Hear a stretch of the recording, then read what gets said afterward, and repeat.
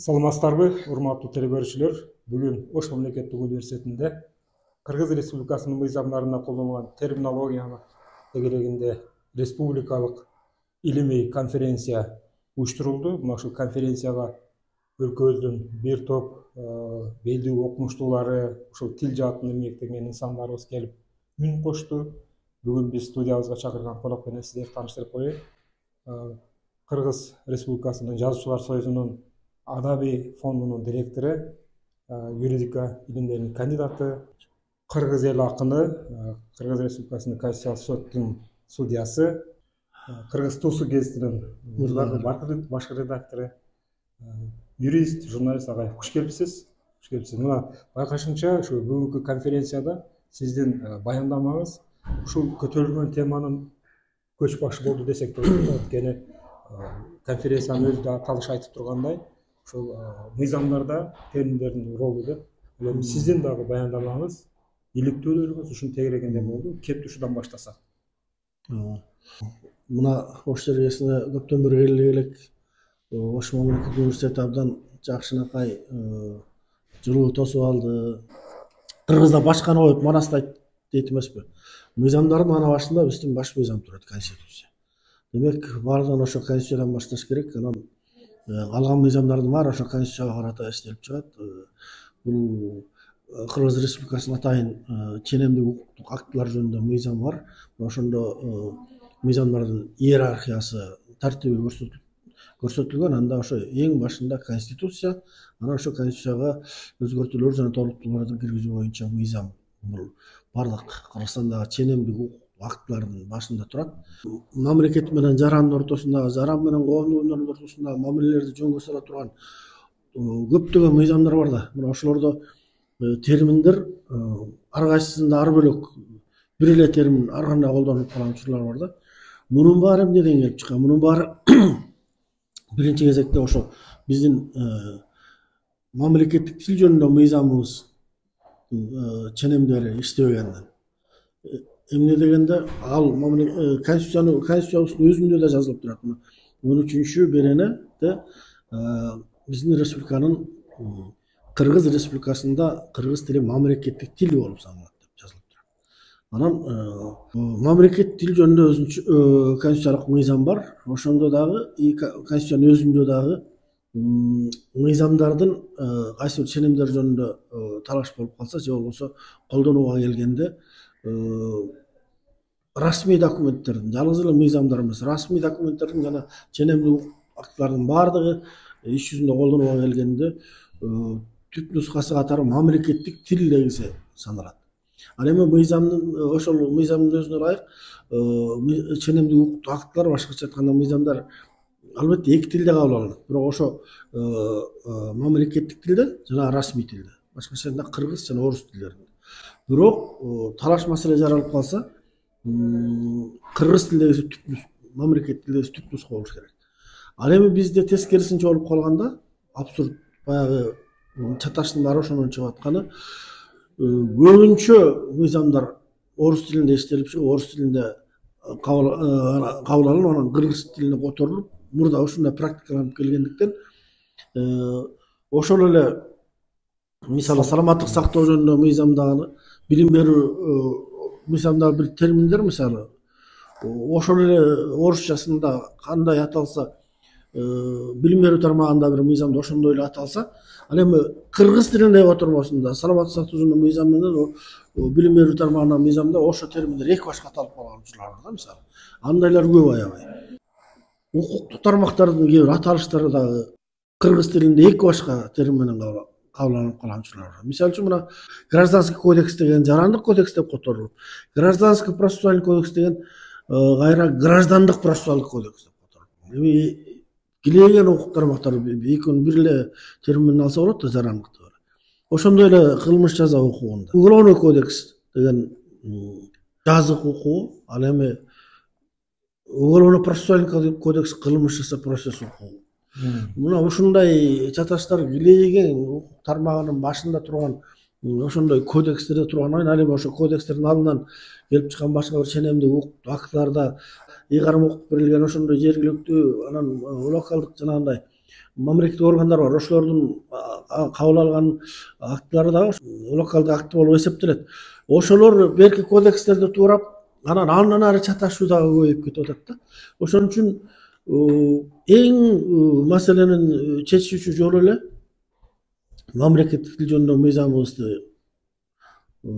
бурбай этпей бекем туруп түз иштетип, мыйзамдарды жана баардык расмий документтерди биринчи түп нускасында, өзүнүн жазылган түп нускасында кыргыз тилинде, мамлекеттик тилде даярдап, анан орусчага которсо, ошондо могу терминдерди бирдейлештирүү деген маселе өзүнөн өзү чечилип калмак, өзүнөн өзү жок болуп кетмек. Баары кыргыз тилинде бирдей жазылып тургандан кийин берки орусча котормочулардын башы ооромак. Ошол жака тескери термин болуп которулушу мүмкүн болчу.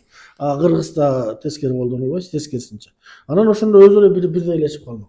Мына ушул маселеге азыр абдан көңүл буруш керек болуп атат да. Мен тиешелүү кайрадан дагы ченемдүү укуктук акттарды кабыл алып, иш чараларды практикалык түрүндө колдонсо деген оюм бар да. Жидигер Ибраимович, мынау ушундай конференциялар, ушундай жыйындар балким бул кезге чейин деле көтөрүлгөн, ушу биз азыр санап кеткен көйгөйлөр канчалык деңгээлде биз ушул конференциянын жыйынтыгы турмушка ашат деп ишенсек болот. Анткени бул көйгөйдү, бул коңгуроону буга чейин да сиз сыяктуу сиз деле ушул көйгөйдү көтөрүп келгенсиздер да.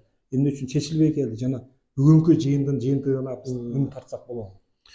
Менимче үн тартса болот. Анан орустардын сөзү менен айтканда, где собака зарыта деген. Но биздин баш мыйзамыбыз өзүндө 13-чү жанагы мамлекеттик тилибиз кыргыз тили деп бекиткен берененин өзүндө жатат да. Экинчи пунктта эле кайра орус тили расмий тил болуп эсептелет деген калган. Үчүнчү пунктта Кыргыз Республикасында бардык башка этностордун, улуттардын, бардык Кыргызстанда жашаган калктын тилдерине өнүгүшүнө камкордук көрүлөт, бир дагы башка тилдер басмырланбайт деген пункт бар. Ошо үчүнчү пунктта ошентип жазылып тургандан кийин экинчи пункттун не зарылдыгы бар эле. Албетте баарыбыз түшүнүп турабыз, бир саясий себептерден улам бизде орус тилине расмий тил берилип келатат. Бирок менимче ушул акыркы конституциябызда эч болбосо мына 2020-жылы 5-майда Атайын мыйзам менен референдумдан кийин, апрелде референдум менен кабыл алынып туруп, майда өзүнчө мыйзам менен киргизилген акыркы конституциябызда ушул беренени алып коюуга саясий эркибиз жеткен жок да. Ошондон улам азыр бизде канча көп улуттуу элбиз, кыргыз болобу, өзбек болобу, орус болобу, татар болобу, башкасы болобу, иш кагазын расмий тилде даярдап келип, мен конституциялык укугу мынакей деп койсо эч ким эчтеке дей албайт. Ошол жерде мамлекеттик тил жөнүндө мыйзамыбыз дароо эле аксап, урдубалта кириспей иштебей калып атат да. Бирок могу жакшы жери 2023-жылы жаңыланып кабыл алынган мамлекеттик тил жөнүндө мыйзамыбыз абдан прогрессивдүү, жакшы мыйзам болду. Ошондо мындай абдан мурунку мыйзамдарда жалпы сөз менен айтылып калган ченемдер такталып, конкреттештирилип, ишке аша турган мындай практикалык колдонмо бере турган механизмдер ишке кирген.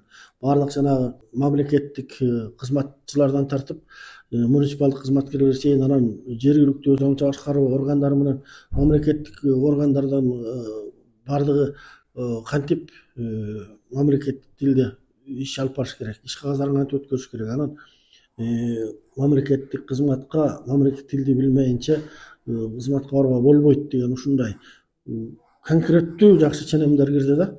Демек ушул эле акыркы кабыл алынган мамлекеттик тил жөнүндө мыйзамыбыздын өзүндө дагы конституциядагы жазылган норма, ченем жазылып турат. Бардык талаш жаралган учурда ченемдүү укуктук актынын түп нускасы мамлекеттик тилдегиси болуп саналат деп. Анан мында конкреттүү жазылып турат.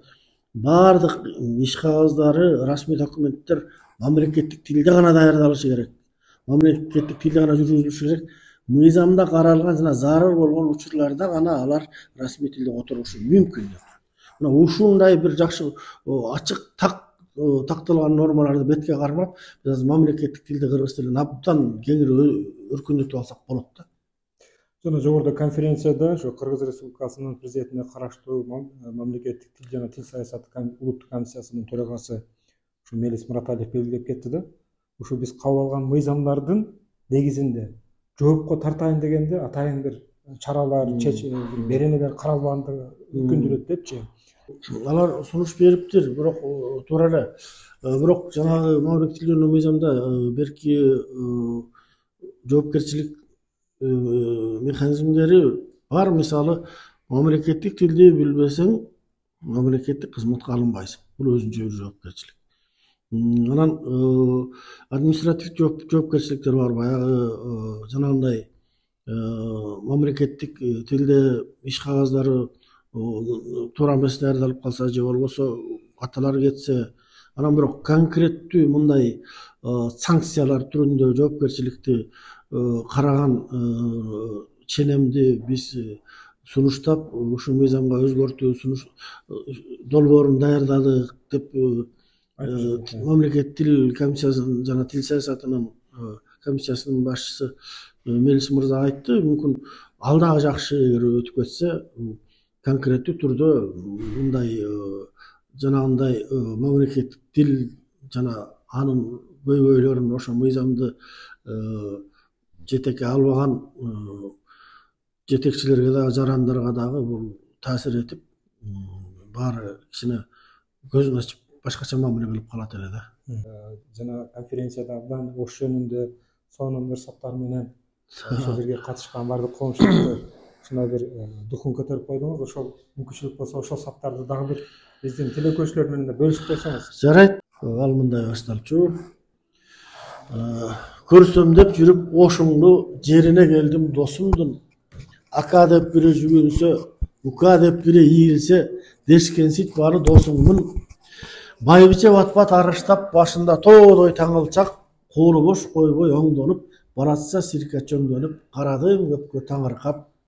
Ойлобо дебе каламач, кадамың сайын тамагаш, коюшат экен жайнатып, алалы дешип чайлашып, баарысын сунат аралаш. Мантыда турат булоолоп, кыйкыра ташпоз палоолоп, кыздары өрттөп жашчаның шыңк этип өссө каш кагып, жүрөгүң кетет алоолоп. Мажүрүм тал дейт көчөсү менен өтөсүң, турганың мында жалгандай, бейишинен түшүп калгандай, бир укмуш жайга көчөсүң. Ак бура суусу шар экен, жээгинде сузак бар экен. Сузакка кирген кишинин суралып жай ишинин ичкени памил чай экен. Санжыра кептер чубалып, санааңды унтуп кубанып, сен чыксаң эргип төш кагып, сабырдуу сага көз салып, Сулайман жатат суналып. Арабай аккан жылечен, ак бураң жалаңыр экен. Кааласаң берем аш демдеп, каалаган пендең ап кел деп. Жээгиңден ашпоз тур экен. Жеп көрүп айтсаң ашынай, бир нымшып жайкаласың ай. Оолуксаң бир күн атайлап, ошко бир келип базарлап, олтурсаң чайканасындай. Жаралган окшоп бактыма, аш жегин дешип жакшына, аркаман түшүп алса да, аркалык дешип чанса да, түштүктүн эли жактыма. Ой бале. Анан бул жолу да бир салам тиги самолеттон ошонун баарын эстеп, түштүккө барабыз, жайкалабыздан көрүп чайлашабыз деп келсем баары халал болуп кетишти. Уктамасаладым. Анан жакшы жери бул жолу Ошко өзүбүздүн самолет менен учуп келдик. Өзүбүз дегенде Асман деген аты жазылган, асмандай көк, аны көрүп толкунанып сүйүнүп, мынакей деп, асмандан салам деп жазып койдум. Асманды минип, асмандап, айылдап бара жатканчак, айылга эмес Ош шаарга аттанып чыкты алчактап. Узакка болсо аттанмак, узатчу унаа аттандап. Учактуу болдук асмандай, учурго болчу мактансак. А бирок айтып мактанбай, айга да учуп жазганбай, ала тоо элим алгалап, асмандай бергин асмандай. Ошентип эле асмандай уша берели. Агай сизге чоң рахмат. Элди ушундай маанайын, духун көтөрүп, абдан жакшы саптар менен азыр Ош жөнүндө жазган ырыңыз, анан экинчиден ошону чын жүрөктөн жеткиликтүү кылып өзүңүз окуп бергениңиз, мен ойлойм биздин телекөрүүчүлөргө, биздин эл журтубузга абдан жакшы бир маанай тартуулайт. Атайын келген иш сапарыңыз ийгиликтүү болсун. Рахмат. Тез келип туруңуз. Сиздерге да ийгилик. Ушинтип Ош университети башка бардык билим берүү тармагындагы жогорку окуу жайларга бардык жагынан үлгү боло берсин. Ушундай студиялар аларда да пайда болсун. Өзүңөргө да чыгармачылык ийгиликтер тилейм. Рахмат агай. Урматтуу телекөрүүчүлөр, биз маектешүүнү жыйынтыктайбыз. Кийинки жолу көрүшкөнгө чейин коштошобуз. Саламатта туруңуздар.